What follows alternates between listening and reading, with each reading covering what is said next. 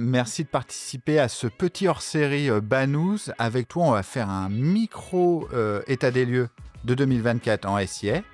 Et tu vas nous donner, puisque tu es le mage du SIA, tu vas essayer de nous donner des prévisions sur 2025, à quoi nos auditeurs doivent s'attendre et qu'est-ce qu'ils doivent regarder.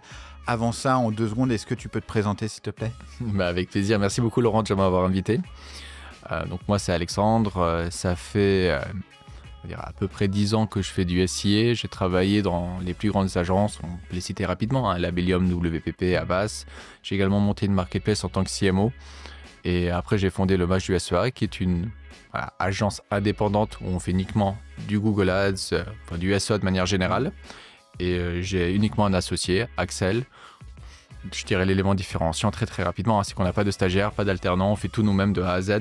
Et c'est ce qui nous permet, je pense aujourd'hui, d'être différenciant par rapport aux autres. Écoute, cool, merci. Alors, 2024 s'achève bientôt. Alors, pour nos auditeurs, on enregistre fin novembre.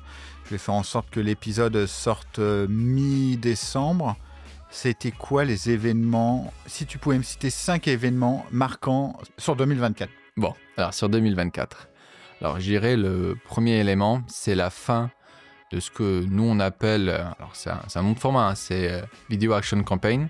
Les gens connaissaient ce format précédemment sous le nom de YouTube for Action. C'était le format qui poussait à l'action sur YouTube.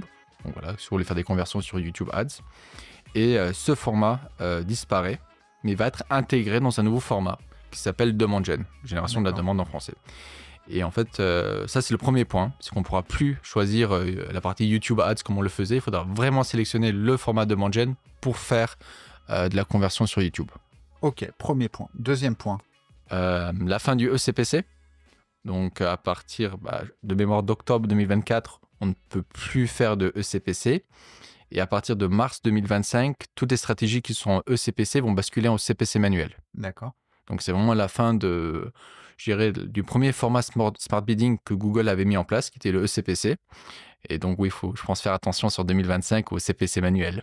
Ok, troisième point. La partie lookalike. Alors très très rapidement, à un certain moment, Google Ads avait empêché en fait les annonceurs de faire ce qu'on appelle du lookalike, des audiences similaires, mais ils les ont intégrés par la suite dans le format Demand Gen. Encore une fois, vraiment le Demand Gen prend beaucoup de place aujourd'hui. Et il y a une mise à jour cette année par rapport à ce niveau-là. Précédemment, il fallait en fait avoir une audience de 1000 adresses email matchées sur Google Ads pour pouvoir faire du lookalike. Aujourd'hui, si on intègre une base CRM, on a besoin de plus que 100 individus qui puissent populer cette audience et non plus 1000. Donc je pense au B2B. Là, on avait vraiment beaucoup de difficultés justement de faire cette reconnaissance au niveau des adresses email. C'est assez game changer. Ok, quatrième point, s'il te plaît. Quatrième point, c'est le changement de priorisation entre du shopping standard et PMax. Alors PMax, c'est la performance max, c'est un format en fait très généraliste qui permet de diffuser sur la partie mots-clés, display, YouTube et shopping, c'est ce qui nous intéresse en l'occurrence.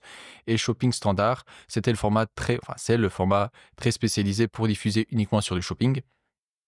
Et précédemment, la PMax avait systématiquement priorité en termes de diffusion sur une shopping standard. Donc si on avait les deux, c'était probablement la PMax qui allait diffuser sur le même produit. Aujourd'hui, c'est l'AdRank qui va jouer le rôle de juge. Donc c'est le classement de l'annonce, celui qui a le meilleur classement d'annonce qui va pouvoir diffuser. Donc ça permet effectivement d'équilibrer un peu ce portefeuille de formats qui existe. Ne plus systématiquement, si on le souhaite, pousser du PMax, on peut déjà repenser un peu à du shopping standard. Ok, très clair, merci. Le cinquième point.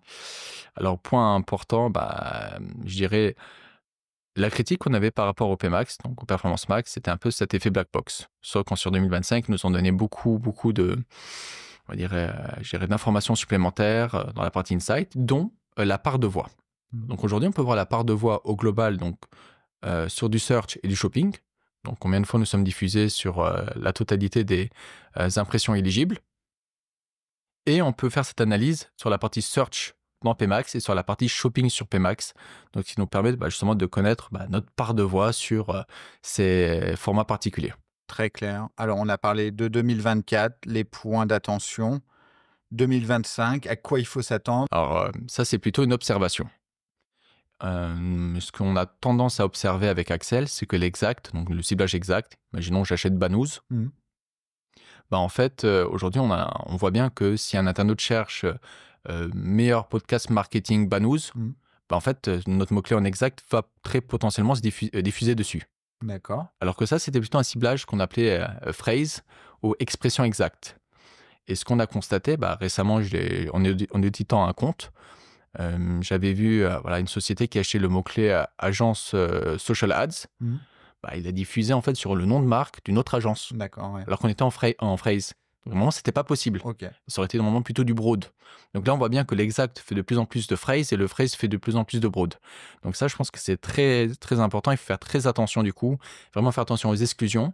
J'en ai un autre cas pratique où vraiment il faut faire très attention. Imaginons, on a une agence immobilière, on a des campagnes acheter un appartement et une campagne vendre appartement. C'est pas le même profil, achat à vente.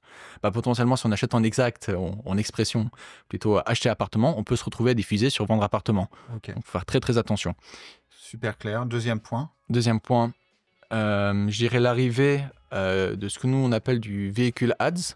Donc ça va être un flux qui va nous permettre de remonter à cette partie véhicule et faire de la publicité comme sur Shopping finalement, avec les petites vignettes pour pousser des voitures, des véhicules. C'est déjà en bêta aux États-Unis, c'est en alpha en France, ça arrive. Et c'est très, fondamentalement, ce sera très game changer pour la partie véhicule. Je pense à toutes les marques, Renault, Peugeot, Mazda, etc. Et ça va permettre justement de pousser ça dans une PMax. D'accord. Très clair. Troisième point. On aura un pilotage qui sera plus rapide, plus facile au niveau de la rentabilité. Donc ce qu'on appelle du POAS. Okay. P-O-A-S. D'accord. Donc comme le ROAS qui est le retour sur investissement publicitaire, le POAS, c'est mettre le profit et pas uniquement le chiffre d'affaires.